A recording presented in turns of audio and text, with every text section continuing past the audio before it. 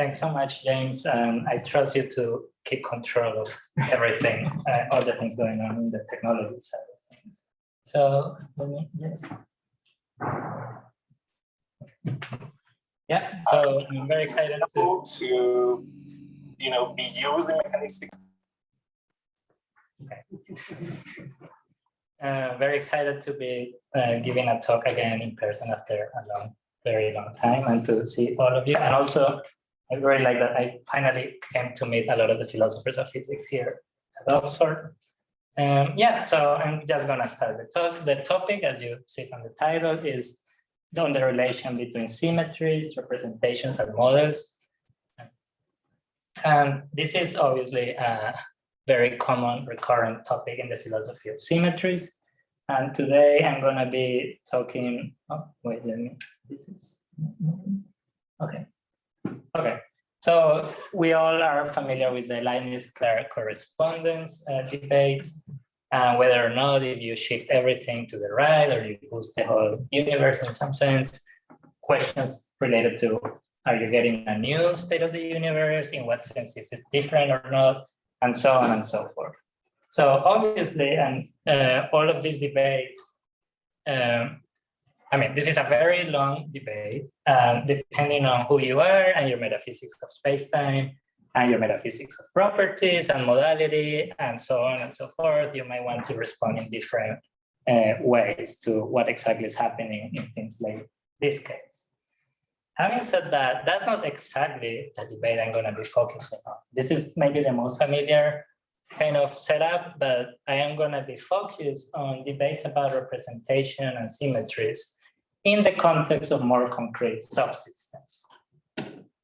So in particular, I'm going to be following authors like Gordon Belot, more recently David Wallace, and others, where they discuss the context of, they discuss issues related to the philosophy of symmetries in the context of subsystems and more concrete situations.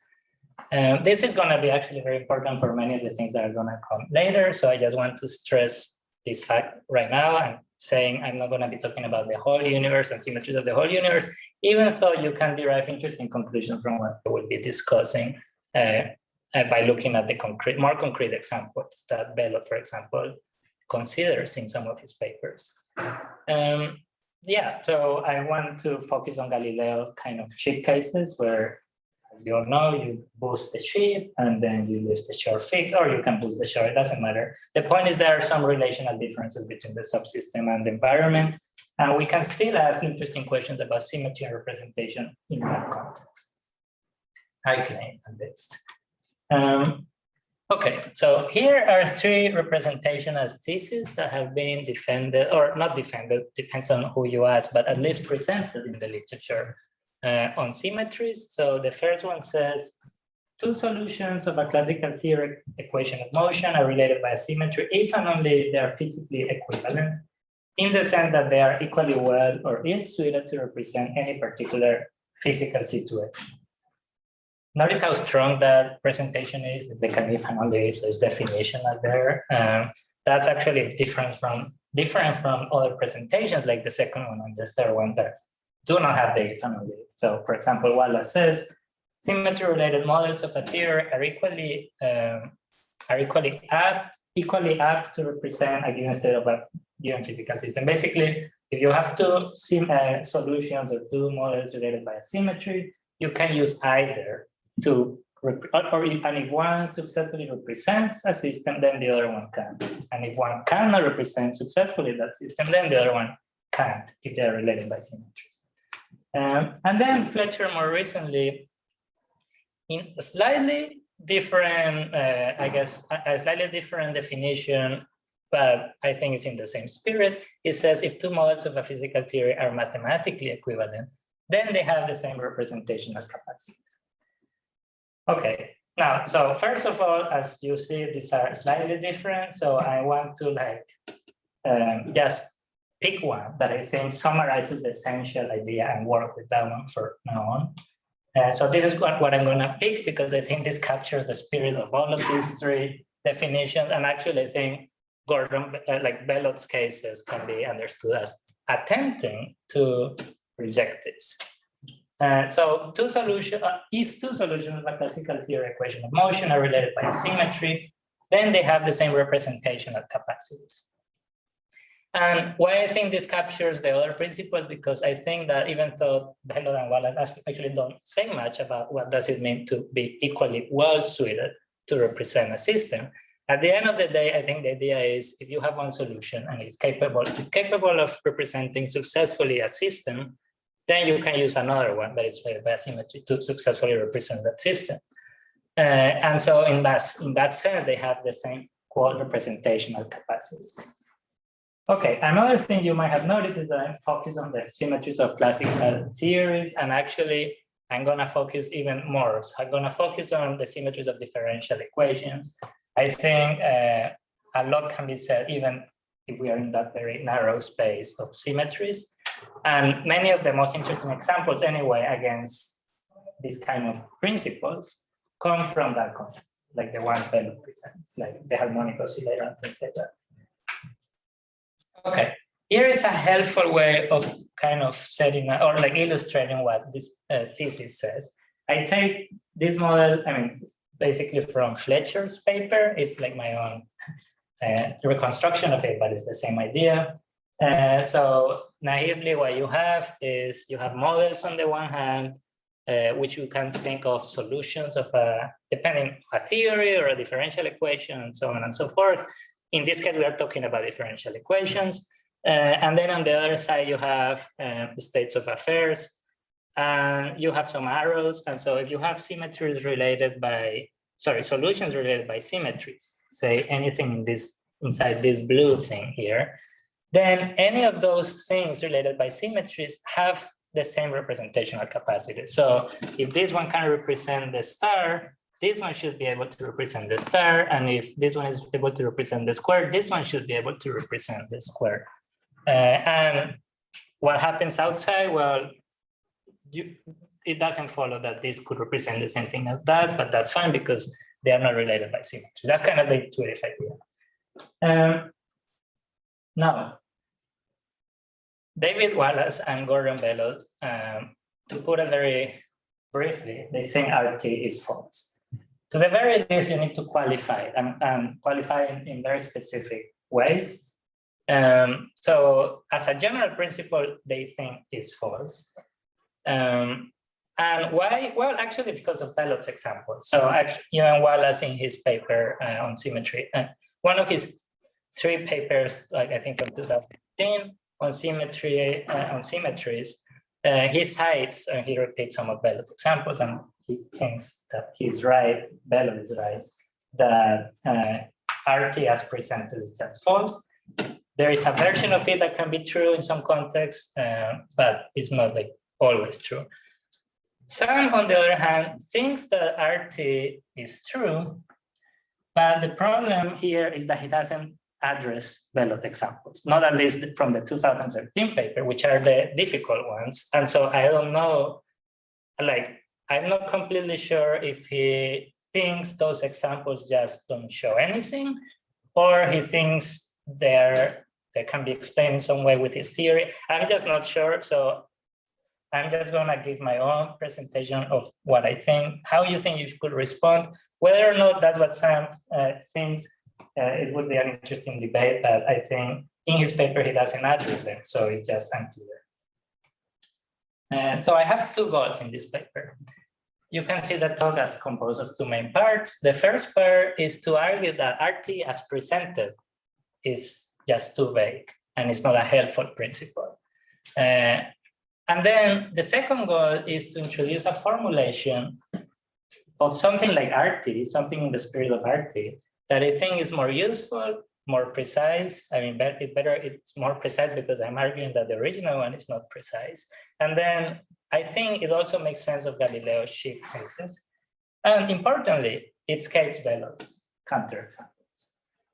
And I think this is important because, as I will show, if we don't specify or if we don't like explain more or better what a representational capacity is, it's just unclear if these examples are showing anything about that, because we don't even know what the principle exactly is stating. So I think we need a more precise principle that would clarify what exactly representational capacities in the context of symmetries are. And once we do that, then we can come back to the examples and see if they work. I mean, in a minute, like as I said before, I'm talking about the symmetries of differential equations. And I'm going to be taking the standard definition where symmetries map solutions to solutions. And in most circumstances, but not all, that means they leave the form of the equation invariant, but that doesn't matter. What matters for our purposes is the usual treatment in mathematics of symmetries or differential equation, which is transformations that map solutions to solutions. And that's what matters for the harmonic oscillator. Anyway, that's what we are going to be discussing. Okay, so here is a spring. And like traditionally, this is how we write the solution of the spring. And then we interpret A as the initial position, the initial displacement with respect to the equilibrium position, which is the little stick there. And then B is the initial speed as traditionally interpreted. Okay. Now, here are three physically distinct states of the spring. And there is no controversy here that these are different physical states of the spring. In one, the spring is more stretched than in the other one. And in the third one, it's not even moving. Not moving, no velocity, no displacement, nothing. Okay, cool. So we have these three different states of the spring. Importantly, here are the different solutions that we represent normally these different states. It seems then that these three solutions don't have the same representational capacities in the sense that they're representing very different things. This is not even representing something moving. So, I mean, arguably, or so the argument goes, it cannot have the same representational capacities as the other two solutions there. Actually, by the way, you might try to say this is like a change of units, but that wouldn't work because you are not doing the same to B. So it's not like you can think of one as like just scaling or changing units, because if you do say that, you mess up also with the velocity, and that's not what the equation is saying. B are real numbers, by the way. B are not variables. And this is a particular solution of the differential equation. Now, what's the interesting thing about this? Well, that there are symmetries of the harmonic oscillator that relate the solutions I just showed you. And so in this paper from 1975, these mathematical physicists examine the group of the harmonic oscillator. They go into a lot of details about other things that don't matter for our purposes, but what's interesting is that those are the generators, and some of those, if you combine them, you get like symmetries that act on the space of solutions by changing like A, so by changing the number that multiplies the cosine function, and then others that act on the number that multiplies the sine functions. And if you just use those, you can actually go from one to the other one just by applying symmetry transformations. Define symmetry. What is it calling a symmetry here? Transformations of the variables, both independent or independent, continuous transformations, such that you go from solutions to solutions. So if you go from any solution to any other solution and it's a transformation of variables, then it's, as you described, then it's a symmetry. If it maps solutions to solutions, it's a continuous transformation and has some other properties about like Lie groups and all of that. Yes, I'm just following like the standard definition. Like if you have the original variables and you do the transformation, the new things satisfy the same differential equation. They look weird if you compare them one to another one, but they satisfy the same differential equation. We can talk more about that later, but... So Sebastián, would this be the right thing to say that it's uncontroversial that these maps between solutions preserve solutionhood? That's easy. The achievement of these authors is to show that these transformations are the lift of transformations on the dependent and independent variables. I think, so the first thing I agree, and I think, I guess that's a way of putting the thing that's interesting. Like, but I think that for the purpose of this talk, what the first part is enough. Like, okay, there are some transformations that take you from this solution to solution, but they are symmetry transformations in the sense defined, for example, in a book of mathematical equations, of differential equations. Just take that textbook and then they are symmetry transformations. Now, we will go into whether or not this concept of symmetry is the one that is relevant or not, but I'm just following practice there, and yes. So, I mean, the interesting thing, I mean, the reason Belot presents this case actually, he doesn't go into the details about what the group is or anything like that, but the important thing is that he knows that they are related by symmetries. And so you can give this argument. And I'm choosing just 3 particular solutions to keep the discussion like concrete. X1, X2, and X3 are related by a symmetry. X1, X2, and X3 do not have their same representational capacities, or if you want to put it in Belot's terms, they are not all equally well suited to represent the same physics. Therefore, RT is false. That's a summary of the argument that Belot presents. Okay, it looks like a good argument. So go back to this image of this illustration. What's going on here, it seems, is that there are some solutions of the harmonic oscillator related by symmetries. Actually, all of them are related by symmetries, but it doesn't matter. These 2 are related by symmetries. And the point is that these 2 represent, it seems, very different things. And it seems that the X0 doesn't seem to be suitable to represent an oscillator that is oscillating and things like that. Again, I'm trying to give a reconstruction of how the argument is supposed to go. So if you disagree with that, probably you disagree with Belot's argument too, in some sense. Here is what Belot says. Under any ordinary reading, they, namely the theories of the harmonic oscillator, the heat equation, the wave equation, admit solutions that represent situations in which nothing is happening, like the oscillator is not moving, no energy is being emitted from the oscillations, and so on and so forth, and others that represent situations in which plenty is going on. An approach to understanding physical theory that leaves us unable to see these distinctions is not something we can live with. So D2, by the way, is that basically RT, that he uses other terms to refer to the principles. RT is false if understood as a thesis concerning classical symmetry and differential equations. Okay, I think that's one very good case, I think.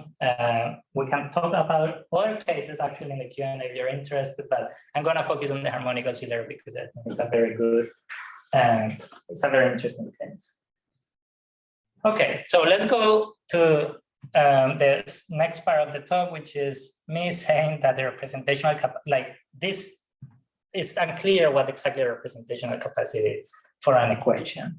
And let me just explain give a couple of reasons for why that is.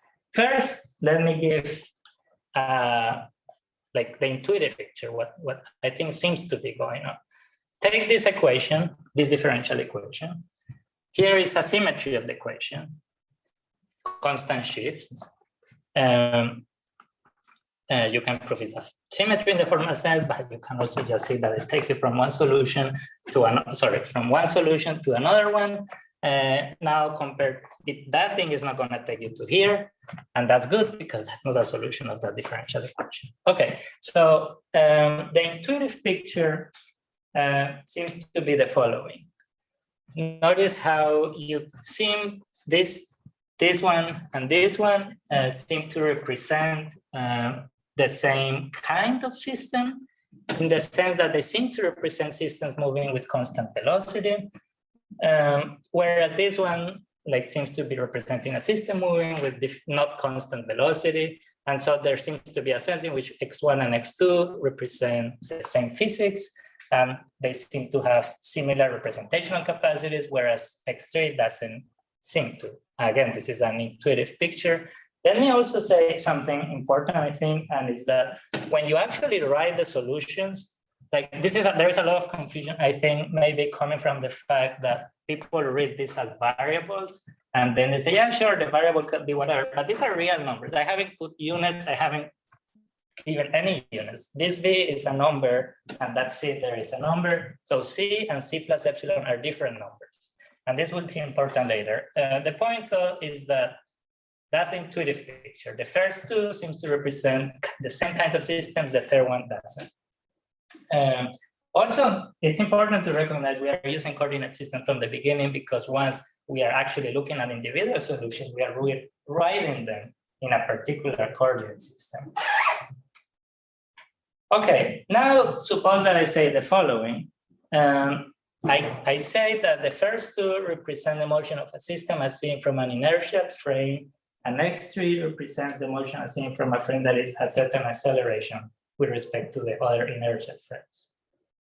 Like, I am free to say whatever. The things were mathematical things, and I can interpret them in different ways. So I say this, I stipulate this, and then suddenly, if I do that, I would say, okay, well, in that case, this and those represent the same system. They are just being seen from different frames. That's not interesting. So in that sense, like X1 and X3 are as capable to represent whatever system. You just have to take into account that under this interpretation, when you use X3, you're using a different frame, one that is accelerating with respect to the other one.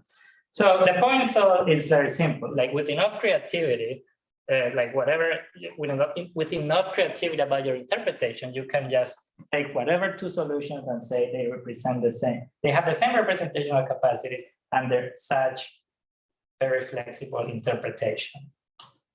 And here is another example. Suppose you say, well, wait a minute, let's assume inertial frames. Okay, and what about if I do something like T in X1 and X2 represent different properties, and for example, like what I say here, T in the first one represents the time, T in the other one represents the time square, and T in the last one represents the square root of the time of the system. The same inertial frame spatially, and yet again, well, if you do that, then X1 and X2 do not have the same representational capacities under that interpretation, and X3 and X1 do. So what's the point? The point is that if you don't say more about what representational capacities are, I can play this game, and you can just, and everything gets confusing. Like, what is the interesting principle if it is so easy to go from one interpretation to the other one and say, if it is so easy to find interpretations such that the equations under their interpretation have the same representational capacities. So in other words, it seems if we are allowed to interpret the things however we want, it seems that we have a principle like the following. If two solutions of a classical theory are related by a symmetry, then there are certain interpretations under which these solutions have the same representational capacities. But that's just extremely weak, as I just said. And this doesn't seem to have anything to do with symmetries. This is a very general fact of mathematical, even language, that like under different interpretations, you might be able to take the representational capacities of whatever you're using to represent the same things. So it seems we got kind of lost because we thought there was a link between symmetries and representation. But if all you're saying is there are some interpretations under which the solutions represent the same thing, then that's just an extremely weak principle. Okay, so the conclusion is there has to be some constraints on the interpretation if we want something like RT to be an interesting principle. And yeah, there are obviously in physical practice and math practice, like you are not supposed to do what I did before, where you say, oh, I write T and it represents time square, and then I write again T and then it represents the square root of time. There are some things that are fixed implicitly or explicitly. So here is a proposal that I think is natural. The same variables, for example, T, in the different solutions represent the same physical properties. Now, even that already assumes a lot. So we are talking about different solutions of the same differential equation. And we obviously are assuming that we are using that differential equation to describe some physical system. Because obviously you could use the same differential equation to represent other things, economical facts, biological facts, and so on and so forth. So we are really fixing a lot of things. We are fixing the context in the sense that we want to represent a physical system. That's like a first part. But then we are also saying within that context, every time I write, for example, T, I mean the same thing. Good.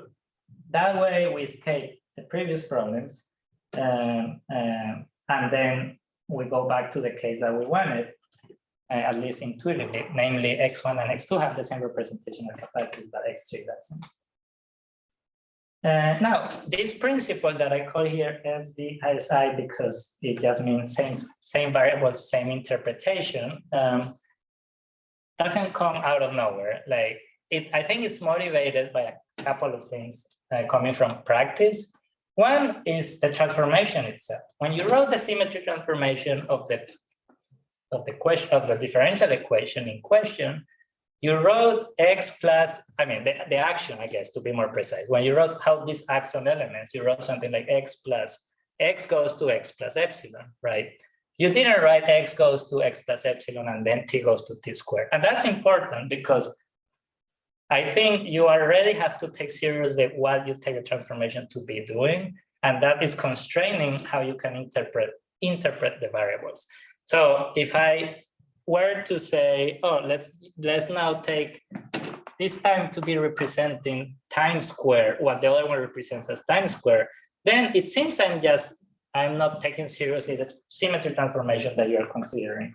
You are just making up a new transformation. So the constraints come in part from the transformation that you're considering, and in part from the fact that you started by saying this is the differential equation that models these kinds of systems, right? So when you write x double derivative with respect to time equals to 0, well, t there is supposed to represent certain time and x is supposed to represent certain motion. It could be maybe a more abstract quantity, but the point is that you are already in the context, you're already giving a lot of context to the way you read these equations. Now, this seems like, okay, yeah, seems like in a way trivial, but we will see why this is important.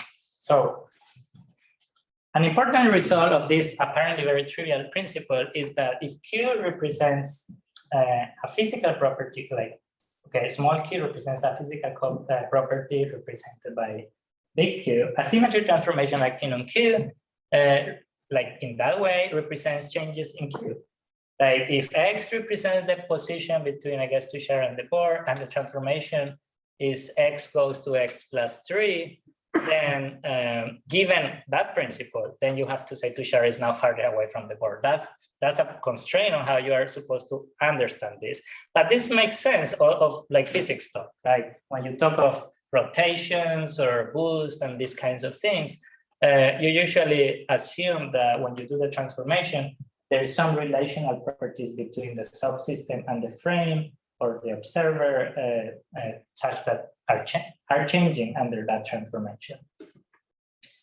Now, you could say that's obvious, but if you don't have a principle like this, then you could always say, well, C and C plus epsilon represent the same thing. I just stipulate that. But if you say that, then you are using C, the same real number, to represent different properties again, and then you go all again. You go back to the very weak version of RT. So you need to fix some things on interpretation of the variables. So we get something like this now that we make it a little bit more precise. If two solutions of a theory are related by a symmetry, then they have the same representational capacities, provided that the same variables in the different solutions represent the same physical properties. So that's, sorry, can I interrupt just briefly? Yeah. Surely you need something just a little, I mean, there are two ways in which you can read that. You can read that as variables representing, so things like the capital Qs, like variables representing what you might call determinables. Right. And Yeah. sort of the specific values being determinants. And you want to make a claim about the determinants. Excellent. I leave it vague on purpose for something that's coming later. But yes, I think like if we want to be precise, it should be determinants, not determinants. Like, so because these numbers, these real numbers in the equations are supposedly tracking very specific quantities, not just position, right? Good. Okay, let me continue. Well, okay, sorry, by the way, notice that by doing this, RT is not longer that weak. This is more interesting, right? You are fixing the interpretation, and yet, even after doing that, you are saying that just only the states related by symmetries have the same representational capacity, even under the same interpretation. Okay, let's go back to Galileo's ship. And I mean, here is the setup, it's very simple. And by the way, I'm gonna focus on this differential equation. But yeah, I mean, I want to consider a very simple system. So we have two situations. The ship is at distance c, or I mean, the first one and the second one, I haven't put units, but they are different distance from one another. And one use x1 to represent the first one, and then x2 to represent the second one. Obviously, they are related by a shift, and a shift is a symmetry of the differential equation we are considering. Okay, I mean, that's just the setup of Galileo's shift. So notice that x1 and x2, even though they are related by shifts, which are symmetries, they represent different initial distances between the ship and John. I mean, they better do, otherwise they are not very useful. So now, let me, at this point, clarify something. I have seen this sometimes discussed in some papers, and like the idea seems to be saying, oh, the fact that these two have the same representational capacity just means that I can use either, for example, I can use this to model that one, and I can use that one to model this one, for example, just to give a particular case. And that's fine, sure, you can do that, right? So if I say this one models that, then you have to constrain the interpret. I mean, you have to like be very specific. So C plus E measures this distance, but then you cannot take that C as meaning the same thing as this C. Otherwise, you cannot model that with this one. So it is not, I'm not just saying that sometimes I think the argument is presented that you can use either to model either situation. Once you use one to model that situation, and you take the symmetry transformation equation, you cannot use the other one to model that very same situation. There's some difference between the two. And so like, yeah, again, if we say that, we go back to changes of interpretation of the variables, and that's the case that I think is not interesting. I think the interesting case is once you fix the variables all over the board, you still can say interesting things about representation and symmetry and representation. Another important thing, I think, disclaimer, I think Belot cases are Galileo ship cases, and I'm going to explain why this is important soon. But this is why I'm talking about Galileo ship. Now, okay, so everybody agrees in the context I just give, presented, x1 and x2 represent the same velocity, but different initial distances of the ship with respect to John. And this just follows from the principle that we are trying to fix the interpretation of the variables, as Tushar said, in the determinate sense. Now,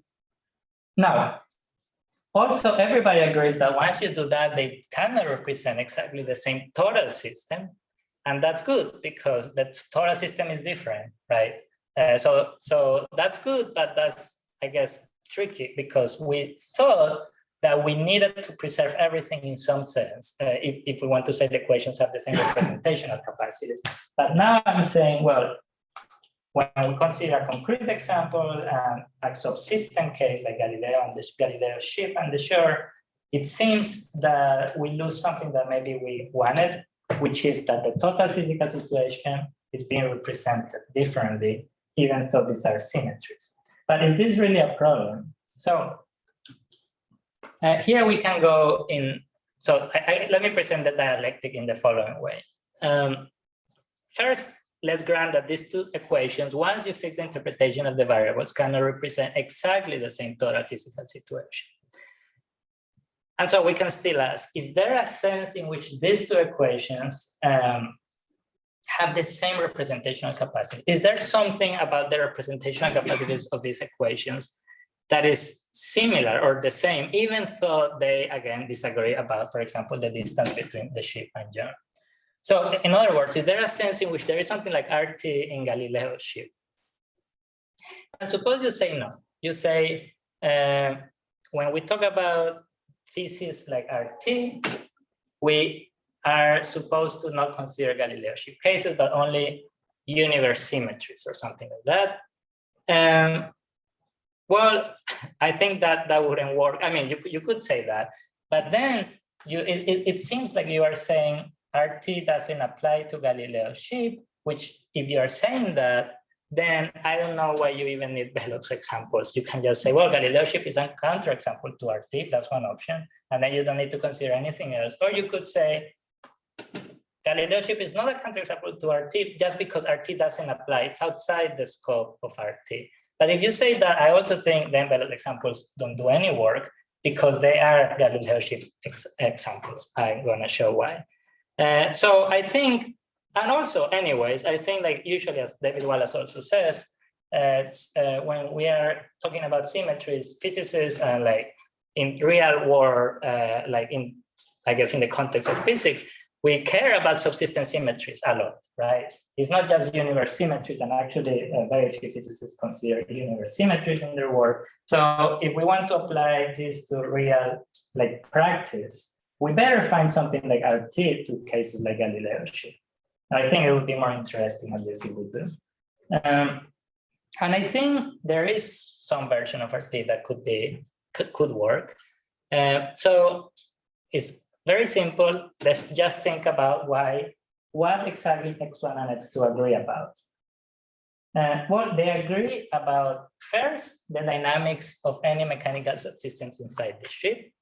This is, in other words, kind of looking the same outcomes. Now, there are very interesting questions about why this is the case, and you can go into Dasgupta theories or like other theories. Even David has some proof, whether or not you agree it's a proof, it's a debate, but that this result can be derived. So yes, these two equations represent the contents inside the ship as being the same, like in terms of like the things you can measure. Good. So in that sense, you can use either to derive, for example, how long it takes for a pen to fall inside the ship. In that sense, they have the same representational capacity. But there is another sense that I think is neglected in the literature for most of it, which is how things look from outside, not just from the inside. And from outside, they both agree about the fact that the ship is a system with constant velocity. There are no net forces acting on the ship. And I will come back to this, but I think this is important. Usually the literature focuses on how things look from the inside, so to speak, like if you were inside the ship, how things would look. But I think the outside perspective is actually very important. It's going to allow us disentangle a lot of issues related to some of Belot's examples. So to summarize, 1 and 2 say here, I'm going to put the next slide. What I'm proposing is something like this. When we talk about representational capacities in the context of symmetries, and if you want in the context of symmetries of differential equation to be more precise, I think we should understand these representational capacities as the things that the equation, the kinds of dynamics that the equation, the solutions, I mean, can represent both inside and outside. And remember that we are assuming a frame. That's what the outside perspective is giving you. That's the point of Galileo's ship. Things, of course, if you're in universe symmetry, you can ignore that. But here we are considering Galileo kind of cases. So in other words, X1 and X2 represent everything inside the ship as being the same, to simplify things, experimentally or empirically the same. The dynamics are the same, but also they represent the ship from an external perspective as the same kind of dynamical system. Whereas X3 and which one? X3 and X1 disagree, but notice that X3, and this is important, which is not related by the symmetries I'm considering to X1, also represents the internal dynamics of the ship the same way, because you can't think that of just accelerating the frame outside, but if you make calculations about what happens inside, you get exactly the same outcome. So inside, the three represent the same things once you are clear about the fact that they can be seen as different frames. Maybe you need some inertial forces and so on, but the point is the dynamics and the outcomes inside would look the same, obviously, because this is preserving relational properties inside the ship. But the point, though, is that from the outside perspective, they disagree, because one says the system is a system moving with constant velocity, and the other one says it is not moving with constant velocity. So there is some net force, inertial or not inertial force, but there is a dynamical difference. That's the important thing. Okay, we are getting to the harmonic oscillator, and let me sorry, I might have missed something, but where did the non-constant velocity case come in? Oh, I just was contrasting because I wanted to make this contrast again, like just so these two, right? Constant velocity, right? Yeah. And I was talking about a solution like X3, which is one where like that, right? Yeah, sorry, I missed that X3. Yeah, that's X3. Yeah, that X3, which is not related by the symmetries I'm considering here. The thing is that the internal dynamics is the same because the relational properties inside the ship are the same. Sorry, what are the internal dynamics? So, for example, like if you were to use, if you were to calculate how anything like behaves inside the ship. So, for example, the distances, the relative accelerations between a ball and the walls of the ship, the times, the distances of everything moving inside the ship. But in what sense is that represented by X3? It's representing the ship as a point. Oh, right. And actually, I mean, the same can be said about this one and that one. Yes, good. So here, well, it's something that I guess I left implicit. Good, that's a good point. When we are talking, I guess I'm just reconstructing Galileo's ship. So what I'm assuming is that there is more than just this. Like, actually, I guess you can take this to represent the center of mass of the ship. Or you can just say, okay, the model is more complicated. Just give me the list of all the positions of all the things you want to model, like the ship with all the contents. Write that list and then consider a shift of the whole thing. And then just run the argument. So implicitly in this discussion is the model is more complicated. You have more things that you are shifting. Let me just say, then you've got to do justice to the intuition. Of course, if you did accelerate the ship, the interior, the mechanics in the interior would not at all be the same. So you've got to tell us how to deal with that. Well, I think like if you accelerate the ship, or well, first of all, I don't want to go into the discussion. I mean, I think it doesn't matter for these purposes if you're accelerating the frame or you're accelerating the ship. From the external perspective, one looks like an accelerated system and you have to use inertial forces. But if I were to write the relative positions and accelerations, you would get exactly the same. I mean, I understood all of these transformations to be actively interpreted transformations. That's how we understand Galileo's ship. The ship is set in motion relative to the shore.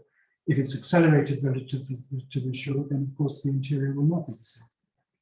Well, if you were inside the ship, I mean, in a way you can think of corollary 6, I guess, here too. Like if you were to accelerate literally everything together, the interior dynamics would look the same. The problem is that obviously it doesn't because you feel forces, but you feel forces because you are first accelerating your shoes and then the rest of your body. But if you were to actually pull in a way that we cannot do. Oh, I see. This is like a gravitational field. Yeah.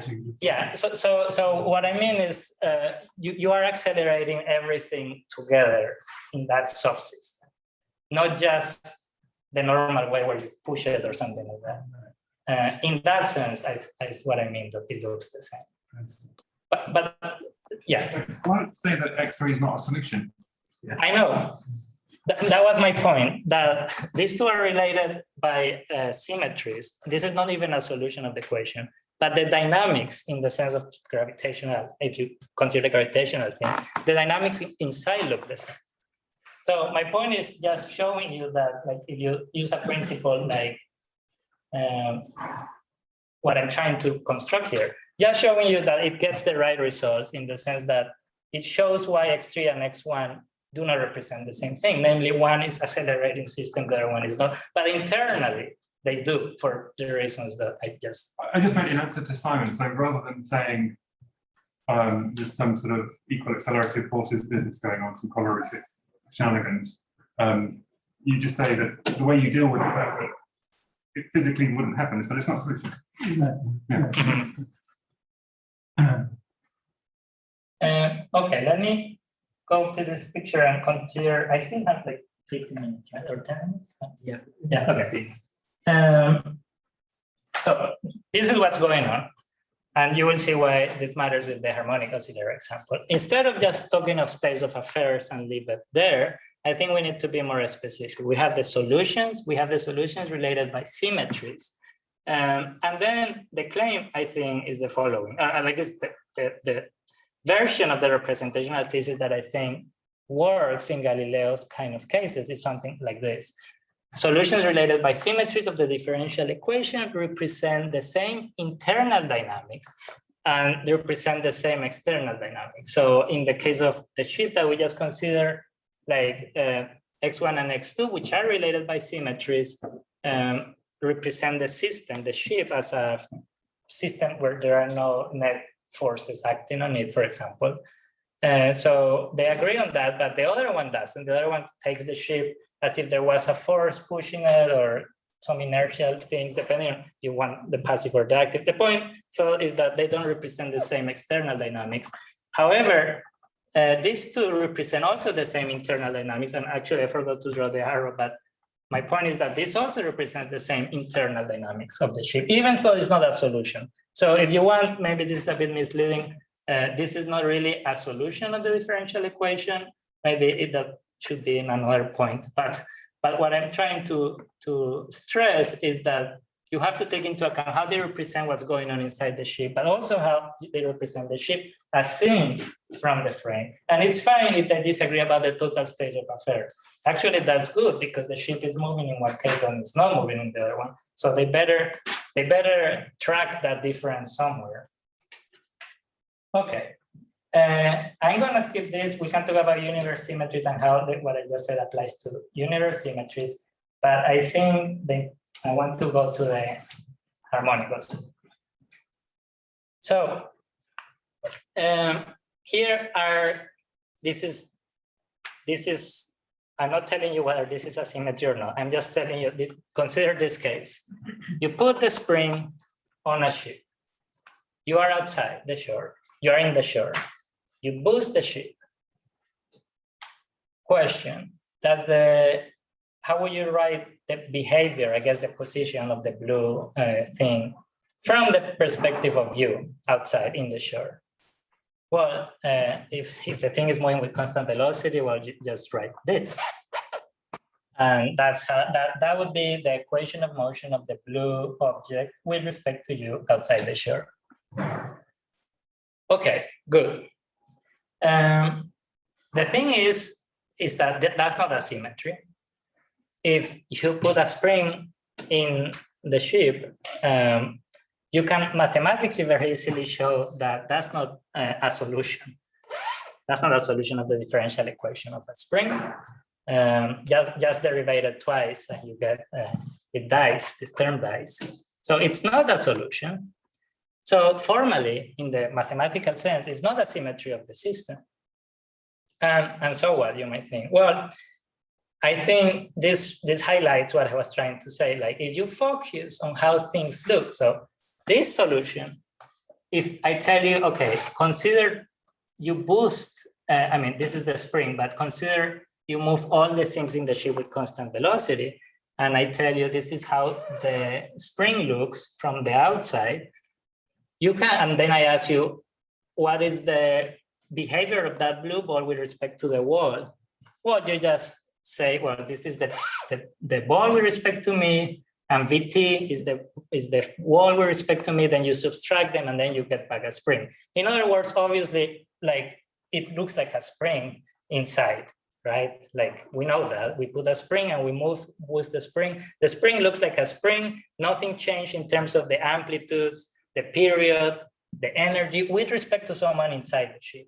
But with respect to someone outside the ship, that's not anymore the question of a harmonic oscillator.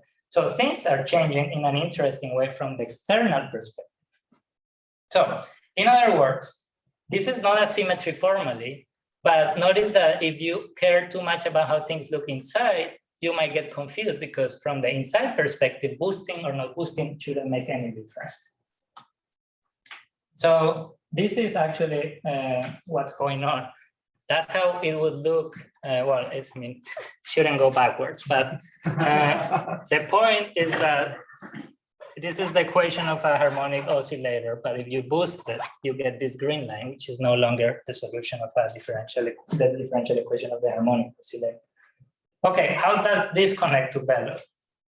Well, a couple of things. First, notice that, as I just said, they represent the same internal dynamics. The spring looks exactly the same to someone inside, and you can derive that just by knowing that the frame is moving with constant velocity. So don't pay too much attention to the syntactical differences of the equation. If you just give me two equations and don't tell me anything, well, I cannot tell you if they represent the same kind of thing if you don't give me a little bit more context. I gave you this example, but now go back to the actual example that Belot gives. So one of the important things, I guess, one of the main messages that I want to give is that it's a little bit misleading to just give you this side and not telling you exactly how they are connected to one another. Once you go back to that paper, and they actually never write this explicitly, but it's very easy to show that they are thinking of generator. I mean, the way you change, for example, A is by means of a generator of this kind. And what that does is to add a term that obviously, because this is cosine and this is cosine, and you can choose epsilon to be, for example, A, then you get that.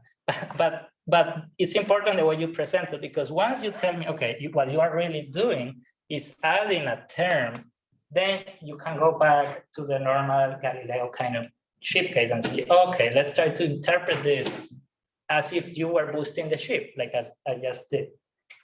Well, if you do that, then you get what you were expecting, which is what's going on. I mean, this is my claim in this case, for example, in the harmonic oscillator case, is that you are using a frame with respect to, you can think it in different ways. One is you are like imagining that you are making the whole thing oscillate, or you can imagine the reference point, the shore, is oscillating. So whatever the equilibrium position is no longer static with respect to the spring.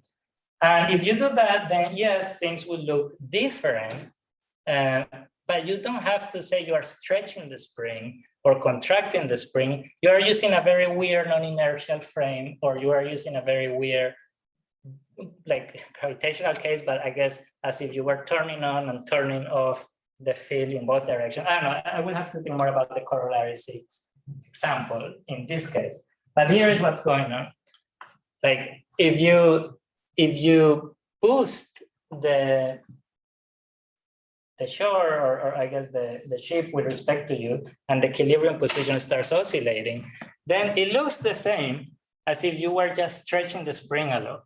It looks exactly the same, but really, this spring looks from the internal perspective, if you were doing relational things, exactly as the original spring.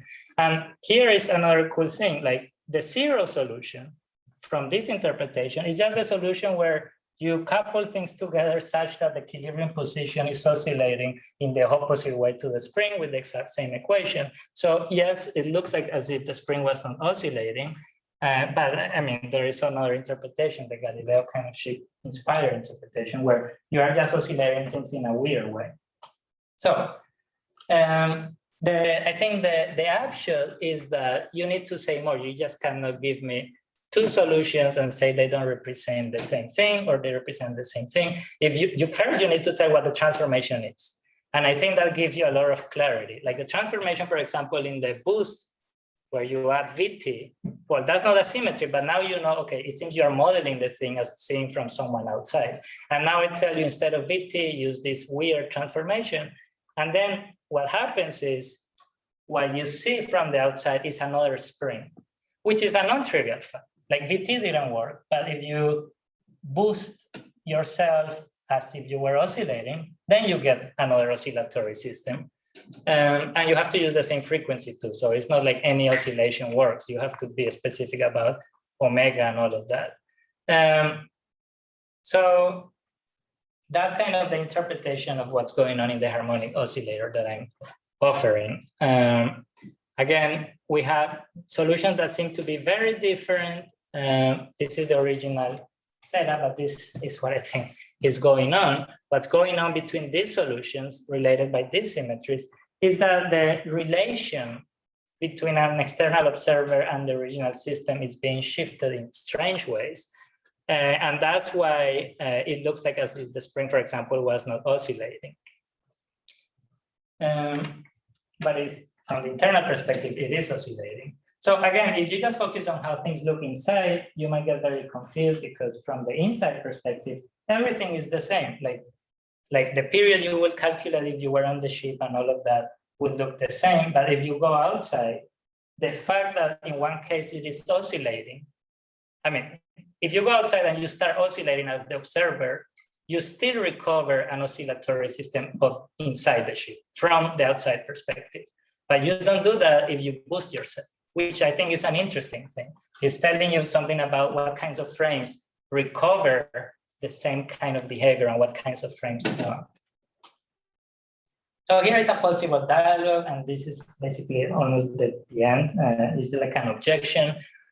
You can just say, well, this is a crazy interpretation of what's going on. It's not enough for you to say that there is this interpretation under which RTSR works. You should show that it's a natural one. And then I say, well, this is the interpretation that I would give if you were to put the spring in a boat and it's moving with respect to me, except that there is not a symmetry, but it's exactly the same reasoning. And this is anyway the interpretation you use for standard Galileo ship. And so you can say, well, I don't think Belot case is supposed to be understood as a Galileo ship case. But then I ask, okay, how are you understanding that? It's not enough, I want to insist, to give me two equations that look very different and say they don't represent the same thing. You have to say how you are thinking of the transformation connecting those. And once you start filling the details, well, you will have to give a principle that is precise and so forth and so on and so forth. I tried to fill the details and I ended up with RSTR, and according to that principle, everything is fine, even in Belot cases. There is another important point, and is that you might think, well, are you really saying that all the solutions of the harmonic oscillator have the same representational capacities?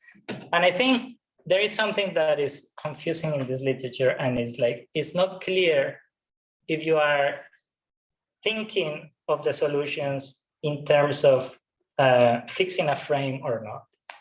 And what I think is going on is like, once you fix a frame and you say, here I am, there is a subsystem, let's write the solutions. Differences in those solutions would track differences between me and the subsystem, that's fine. But the interesting thing, I think, is how the dynamics is represented by those different solutions. And so the point is not any frameworks. I'm not saying, oh, this is just difference in frame. No, it's not just difference in frames. I mean, you can put it that way, but it's interesting differences in frames. Or if you don't want to talk about frames, just different ways in which you are coupling the system to an environment subsystem. And you might be worried because Belot gives examples like the heat equation, where you just have things that obviously look very different, like in the harmonic oscillator example. And if you want to talk about that in the Q&A, I'm happy to do it. I think another thing that is going on is the interpretation of the boundary conditions. When you give the heat equation and you try to model an actual physical system, you already impose a lot of things. For example, you say at infinity, it decays in such a way. And once you start constraining in that way, then the symmetry group reduces a lot. And then I think you end up with solutions that have the same representational capacities. If you don't constrain the boundary conditions, you don't really have things that are able to model any concrete physical system. You have to constrain them somehow. You can say they are periodic at the boundaries or not, but if you don't say anything, then you cannot even start modeling anything with that. So once you say more, you constrain the symmetry group. And sometimes you constrain it completely and you just end up with one solution. You say, I want a heat equation that at infinity is 0 and has this shape and so on and so forth. And then that might pick up just one solution. And that's fine because the symmetries are also reduced and maybe they collapse into just no transformation. And anyway, I'm gonna stop there, but I'm gonna leave a summary of the argument in the screen. Thanks.